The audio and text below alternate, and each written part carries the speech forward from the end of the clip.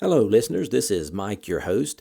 If you are enjoying these archive episodes, please consider supporting the podcast by going to the homepage, spacerockethistory.com, and clicking on the orange donate button or the Patreon link. Hopefully, with your support, I can continue to release these archive episodes. Thanks.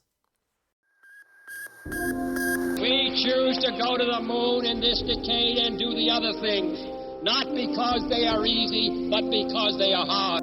Godspeed, John Glenn. Roger, 0G, and I feel fine. Getting my feel out. Okay, I'm out. How does it feel for the United States to be the new record holder? At last, huh? When that baby lights, there's no doubt about it. Liftoff. We have a liftoff. 32 minutes past the hour. Liftoff on Apollo 11. Listen, Tranquility Base here. The Eagle has landed. That's one small step for man, one giant leap for mankind.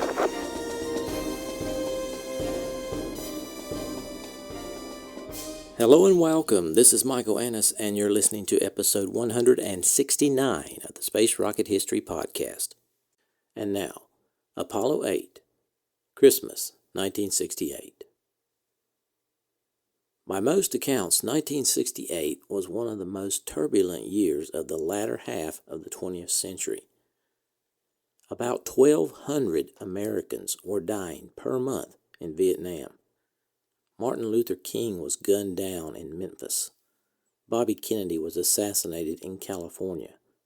The Democratic National Convention had exploded into violence. There was a highly contested presidential election. I have a series of clips to give us a perspective of 1968. To say that we are closer to victory today is to believe, in the face of the evidence, the optimists who have been wrong in the past. To suggest we are on the edge of defeat is to yield to unreasonable pessimism. To say that we are mired in stalemate seems the only realistic, if unsatisfactory, conclusion. On the off chance that military and political analysts are right, in the next few months we must test the enemy's intentions in case this is indeed his last big gasp before negotiations. But it is increasingly clear to this report that the only rational way out then will be to negotiate, not as victors, but as an honorable people who lived up to their pledge to defend democracy and did the best they could. This is Walter Cronkite. Good night. Good evening. The Reverend Dr. Martin Luther King, 39 years old and a Nobel Peace Prize winner, and the leader of the nonviolent civil rights movement in the United States, was assassinated in Memphis tonight. A sniper's bullet cut down Dr. King as he stood on a hotel balcony in Memphis. Within an hour, Dr. King was dead. That happened at 7 p.m. Eastern Time. The nation was shocked. President Johnson expressed horror and then postponed his trip to Hawaii until tomorrow. We're going to go to Memphis now. The Lorraine Motel is a favorite place for Negro leaders to stay while in Memphis. It's a very nice new modern motel. He was on the second floor balcony, standing exactly where these two officers are, talking with some of his aides at the time of the shooting. The scene immediately became confused. Officers ran forward and attempted to secure the area. The shot apparently came from an apartment building directly across the street. The members of Dr. King's staff were there discussing a mass rally which was planned for tonight. They said that suddenly there was a sound that sounded faintly like a firecracker or something, and he was talking about then he was shot. The musical program for tonight's mass rally. Yeah. And he had asked you to play a special tune. Yes, yeah. Did he say anything after he was shot? Could you tell how seriously he was wounded? He just said, oh, and it knocked him back, off his feet. I would hope now that the California primary is finished, now that these primaries are over, that we could now concentrate on having a dialogue or a debate, I hope, between the Vice President and perhaps myself on what direction we want to go in the United States. What we're going to do for those who still suffer within the United States from hunger, what we're going to do around the rest of the globe, and whether we're going to continue the policies that have been so unsuccessful in Vietnam of American troops and American Marines carrying the major burden of that conflict. I do not want to, and I think we should move in a different direction. Mayor Yorty has just sent me a message that we've been here too long already. So, my thanks to all of you, and now it's on to Chicago, and let's win there. Thank you very much.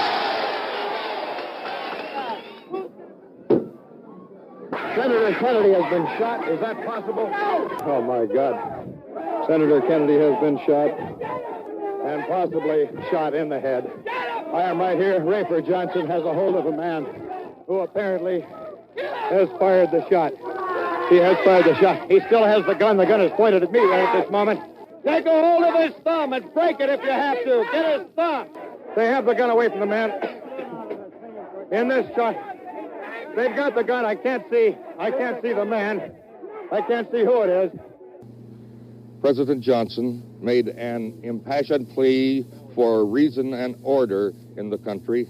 I speak to you this evening not only as your president, but as a fellow American that's shocked and dismayed as you are by the attempt on Senator Kennedy's life. Deeply disturbed, as I know you are, by lawlessness and violence in our country, of which this tragedy is the latest spectacular example. I have with me Los Angeles Police Department Sergeant J.R. MacArthur. The senator was apparently here shaking hands, and the suspect walked up and apparently reached over several people and fired several shots at the senator where the senator was hit. Senator Robert Francis Kennedy died at 1:44 a.m. today, June 6, 1968. With Senator Kennedy, at the time of his death, were his wife Ethel, his sisters, Mrs. Stephen Smith, and Mrs. Patricia Lawford, brother-in-law, Mr. Stephen Smith, her sister-in-law, Mrs. John F. Kennedy. There will be a requiem mass at St. Patrick's Cathedral,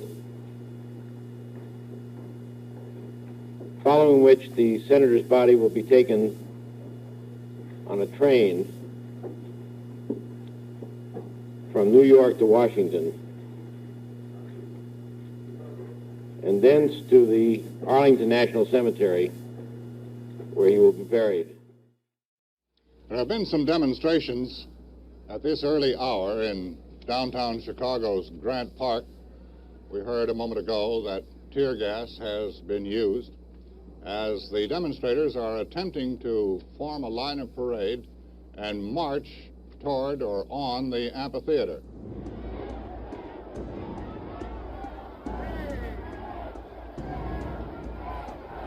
Some of the demonstration leaders saying, keep your cool.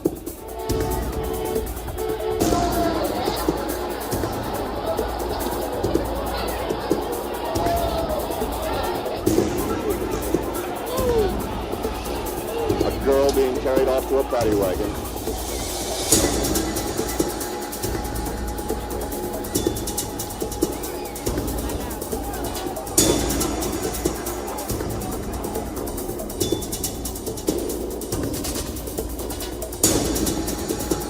Into the crowd at the corner of Belleville and Michigan.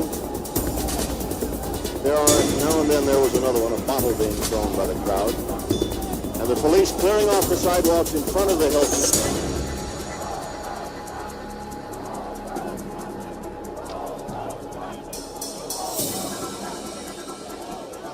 And the persistent chanting by the crowd, the whole world is watching.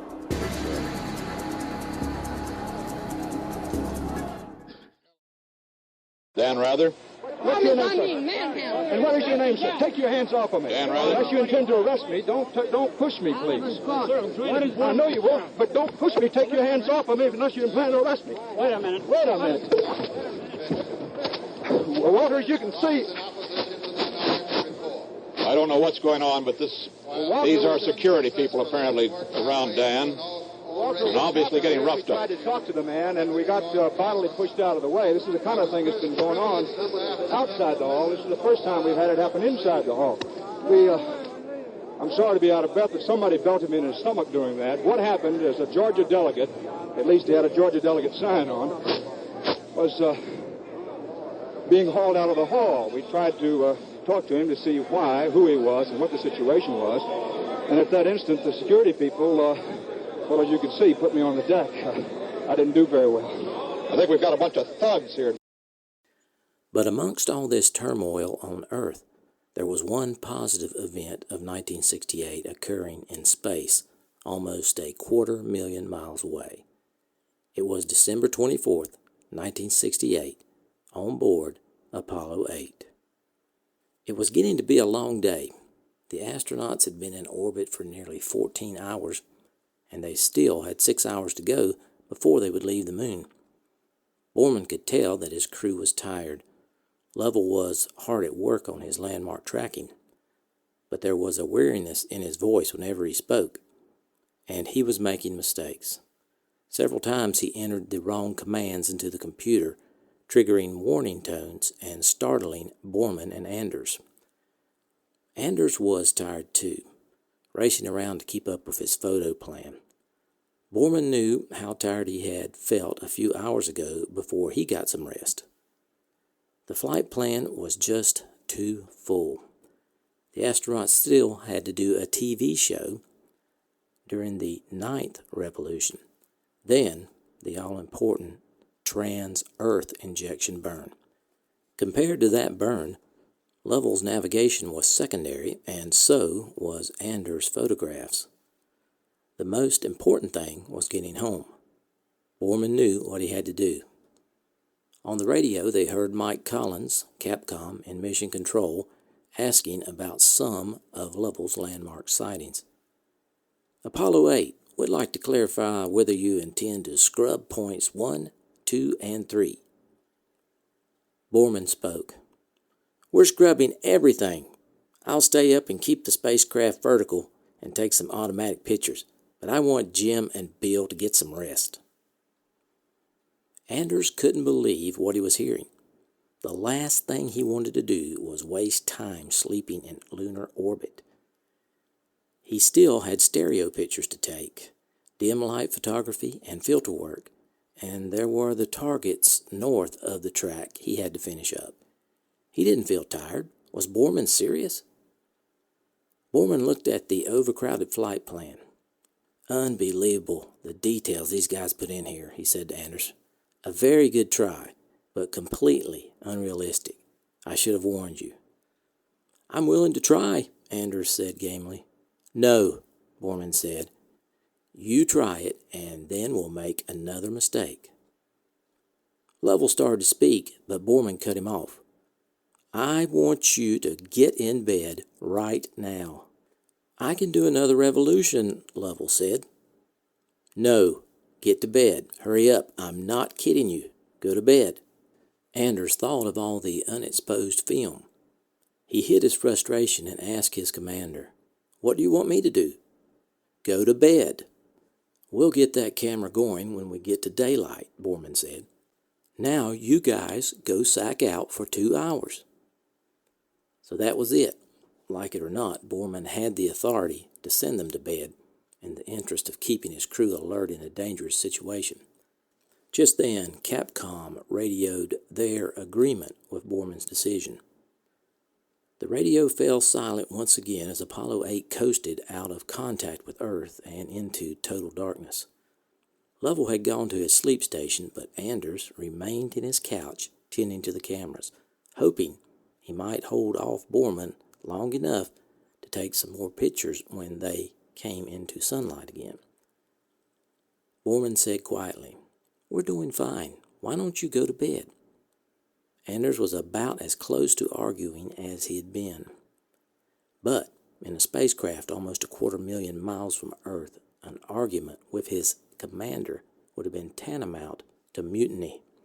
Still, he tried to hang on. This is a closed issue, Borman said. Anders asked about the movie camera. Borman said he would turn the camera on when the time came. Finally, Anders went to bed. In his sleeping bag, he craned his neck to look past his couch through the tiny rendezvous window. Now he was really tired. He could hardly keep his eyes open. Ironically, this was the best view of the moon he had had the whole flight, and something on the stark ground caught his eye, a feature that stood out from the pulverized sameness. He was all but certain he was looking at a region of old lava flows. This was what he'd been looking for, some sign of volcanic activity in the highlands. He could hear the camera clicking away on automatic in Borman's window. He hoped it was getting this, but even if it wasn't, Anders was aware that he was bringing home something more important, a new perspective on Earth. On his way into a restless sleep, Anders began to realize they had come all this way to explore the moon, and the most important thing was they found the Earth. While Anders and Lovell slept, Borman floated in the commander's left-hand seat. Borman knew Anders was upset about the unplanned sleep period, and Borman liked Anders, but he believed Anders just didn't have the experience to always see the big picture. Borman had been flying 10 years longer, and he knew the real role of a commander on these missions wasn't to fly the spacecraft. There was precious little of that. The real role was to make crucial decisions, and in this case, the crucial decision was to keep his crew sharp for the trans-Earth injection burn. The flight plan called for 2 TV transmissions from lunar orbit.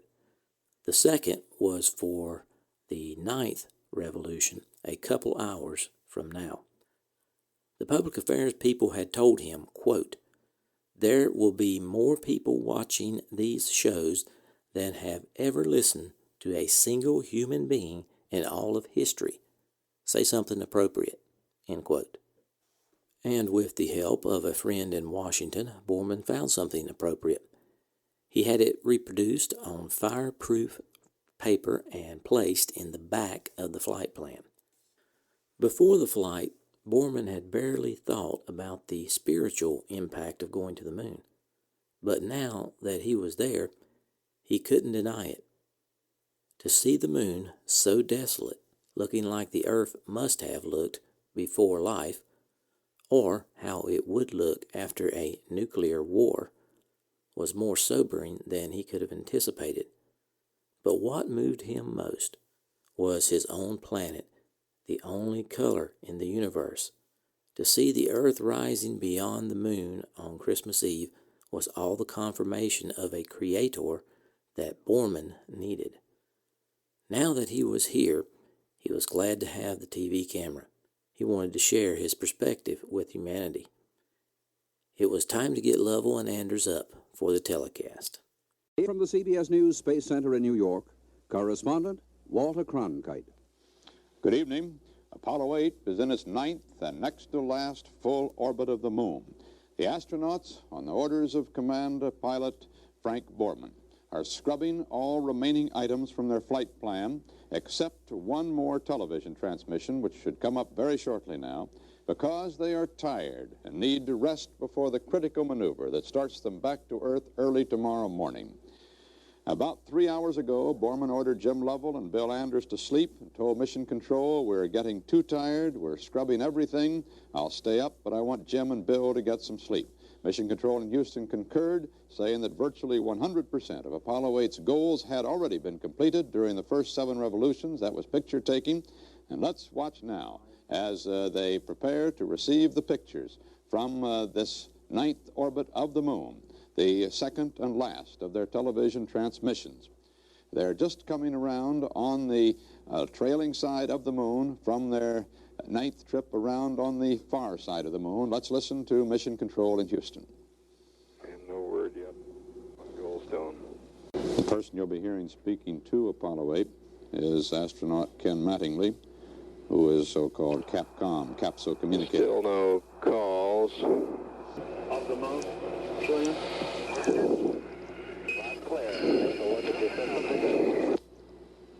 We've got a picture here. The TV look okay? That's very good.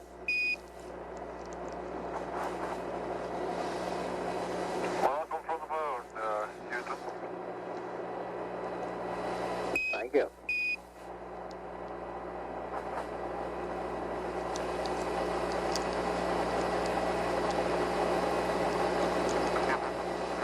I assume that shortly we'll get some explanation of the picture we're seeing. Doesn't make a great deal of sense to me here at the moment. We're theorizing here at that bright spot in the top left center of your picture is the Earth. It's not very clear. Take it over the lunar horizon. We're going to follow the track until the terminator, where we will turn the spacecraft and give you a view of the long shadowed terrain at the terminator, which should come in quite well in the TV.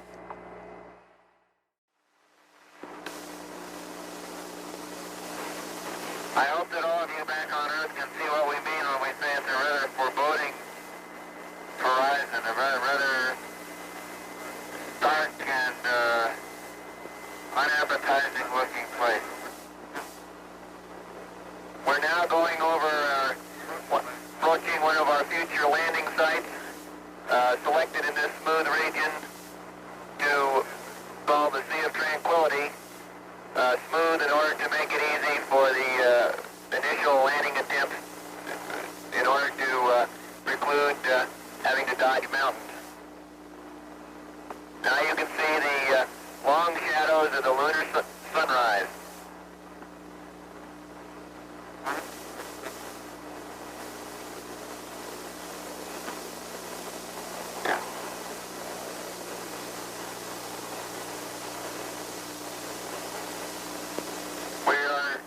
Now approaching lunar sunrise, and for all the people back on Earth, the crew of Apollo 8 has a message that we would like to send to you.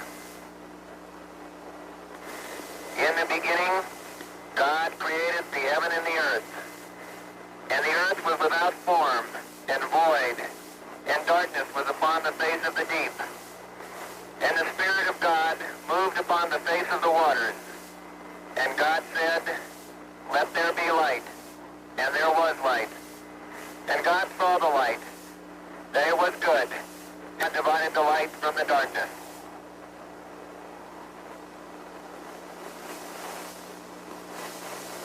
And God called the light day, and the darkness he called night, and the evening and the morning were the first day. And God said, "Let there be a firmament in the midst of the waters, and let it divide the waters from the waters." And God made the firmament, and divided the waters which were under the firmament from the waters which were above the firmament. And it was so.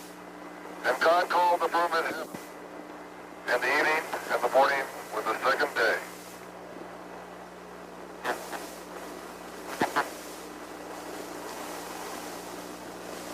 And God said, "Let the waters under the heaven be gathered together into one place, and let the dry land appear." And it was so. And God called the dry land earth, and the gathering together of the waters called he seas. And God saw that it was good. And from the crew of Apollo 8, we close with good night, good luck, a Merry Christmas, and God bless all of you on the good earth. With the telecast complete, it was now time to prepare for the trans-Earth injection burn. That would occur in about 2 hours.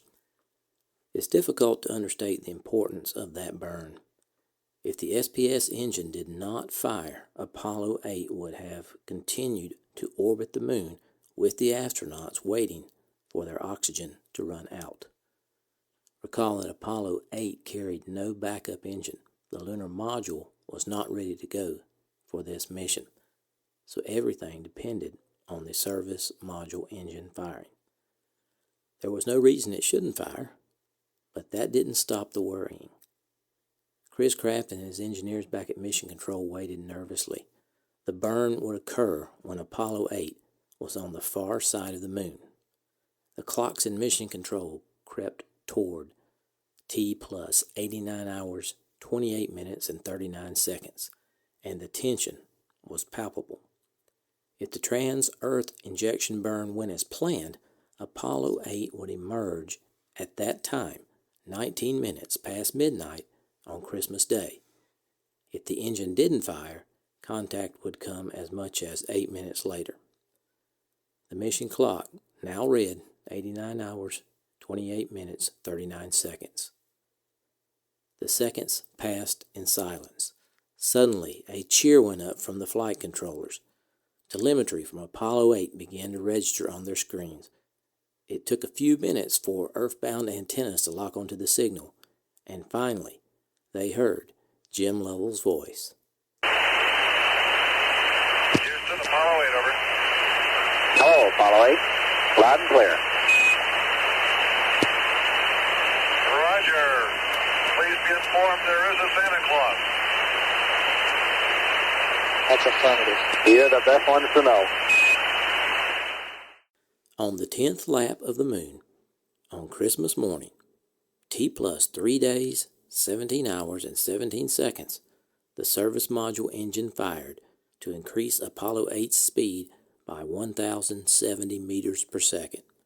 Apollo 8 was on its way back to the good Earth. I thought it would be appropriate to end this episode the way the moon program began, with President Kennedy at Rice University.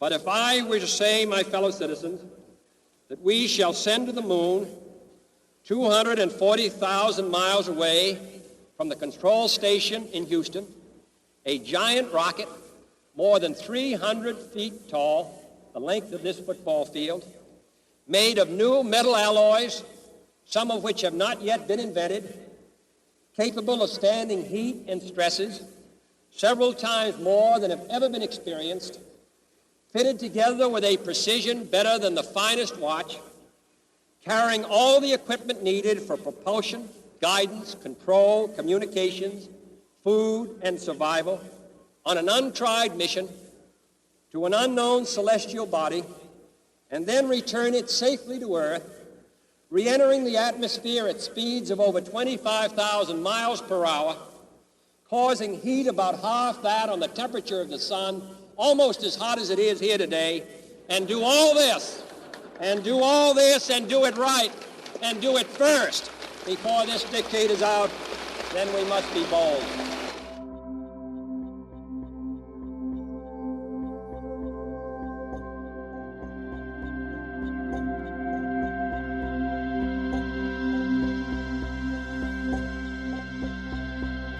Thanks for listening to this archive episode of the Space Rocket History Podcast. If you are financially able, please support the podcast by going to the homepage, spacerockethistory.com, and clicking on the orange Donate button or the Patreon link. Thanks.